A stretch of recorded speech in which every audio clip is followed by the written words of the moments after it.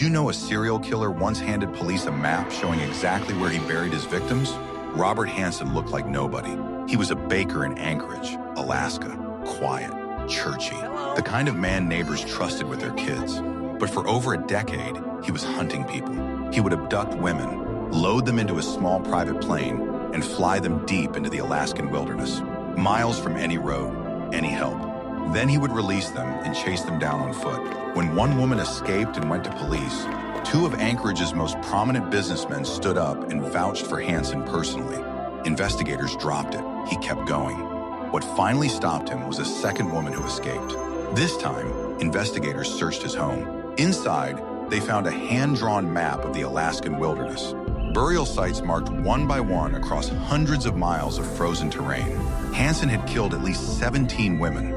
Some of those marked sites have never been reached. They are still out there, somewhere under the snow.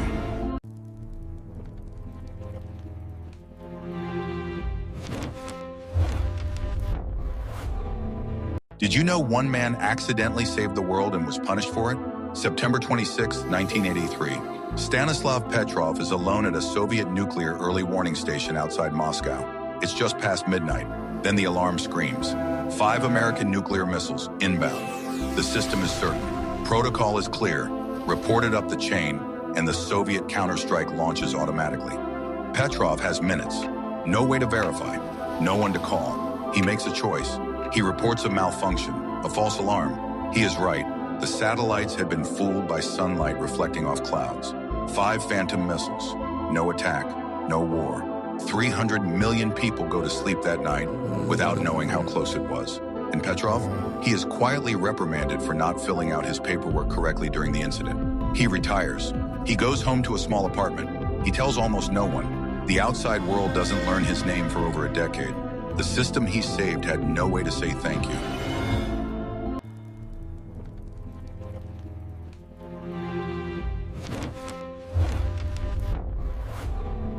Did you know a single unlocked door killed 4 men in ways that forensic scientists had never documented before?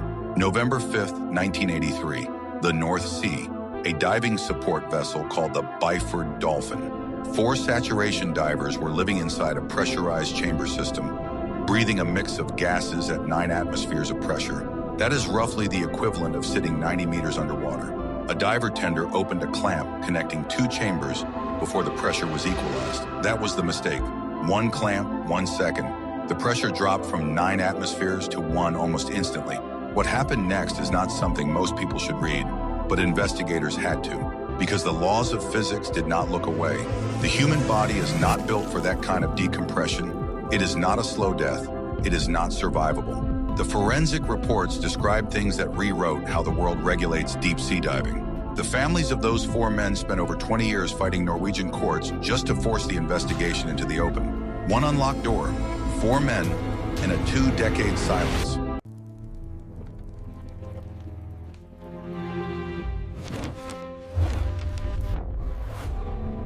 Did you know a group of scientists with PhDs helped build enough nerve gas to kill millions of people? And they did it willingly? In 1995, members of a Japanese cult called Aum Shinrikyo released sarin gas on the Tokyo subway during rush hour. 13 people died. Thousands more were blinded, paralyzed, or permanently damaged. But the attack almost didn't matter. They had enough sarin stockpiled to do far worse. The cult's leader, Shoko Asahara, didn't recruit criminals. He recruited chemists, doctors, and engineers from Japan's top universities. Brilliant people who believed he was a prophet. He started with meditation, then came isolation from family, then came drugs administered during rituals, then came small acts of obedience that slowly grew darker. By the time members were cooking nerve agents in underground labs, many of them genuinely believed they were saving the world. The cult also ran biological weapon experiments and attempted to acquire nuclear material. The scariest part isn't the sarin, it's how normal the people who made it were before they walked through that door.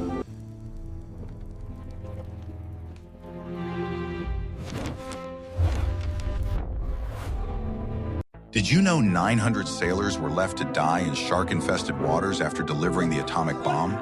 July 1945. The USS Indianapolis had just completed the most secret mission in naval history. They delivered the uranium for Little Boy, the bomb that would end World War II.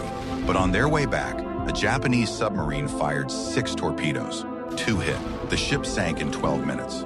900 men found themselves floating in the Pacific Ocean with no life rafts, no rescue plan. The Navy didn't even know they were missing. For 4 days, they waited. Dehydration set in first, then hypothermia. Men started drinking seawater, which made them hallucinate rescue ships on the horizon.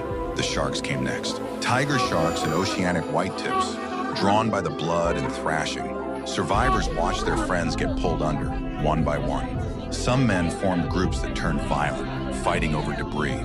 Others just gave up, slipping beneath the waves.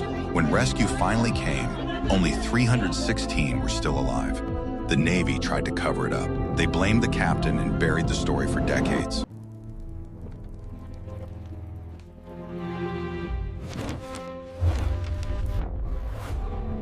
Did you know that hundreds of young women once had bones that literally glowed in the dark?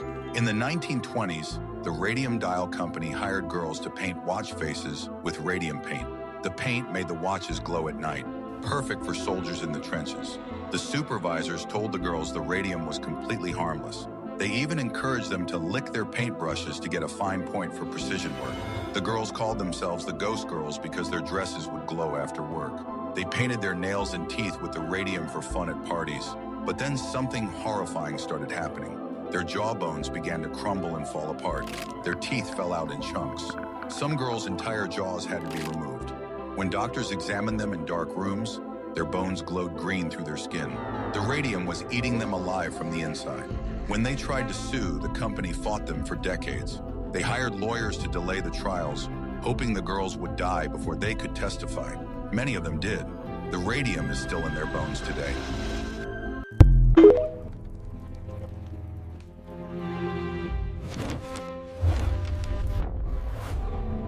Did you know a respected psychiatrist volunteered for what he thought was depression research, only to become the victim of the CIA's most brutal mind control experiments?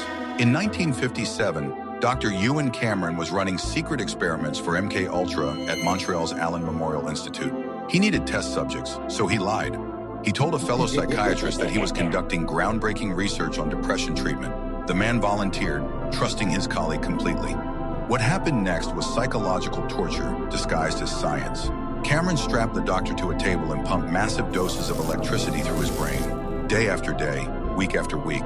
Then came the sensory deprivation, complete darkness, total silence. For months, Cameron injected him with cocktails of experimental drugs, watching his mind slowly dissolve. The goal was total memory erasure. It worked. When the experiments ended, the psychiatrist couldn't recognize his own wife or children. He had the emotional development of a 5-year-old. He never recovered. Cameron published papers calling it a successful treatment. The CIA paid him handsomely. The victim spent his remaining years in psychiatric care, a brilliant mind reduced to nothing, all in the name of science.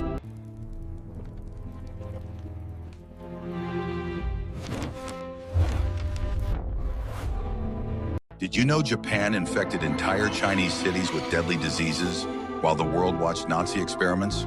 While everyone focused on Hitler's horrors, Japan was running something far worse. Unit 731. Led by microbiologist Shiro Ishii, this secret program turned human beings into test subjects for biological warfare. They didn't just experiment in labs. They released plague-infected fleas over Chinese cities. They poisoned water supplies with cholera and typhoid. They infected food with anthrax. Entire populations became unwilling test subjects. Thousands died in agony as diseases ravaged their bodies.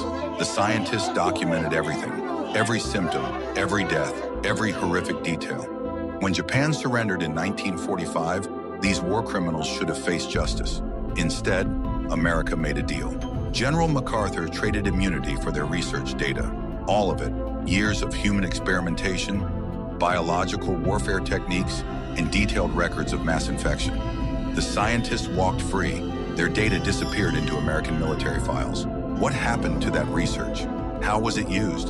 The government has never told us, but biological weapons didn't stop existing after World War II.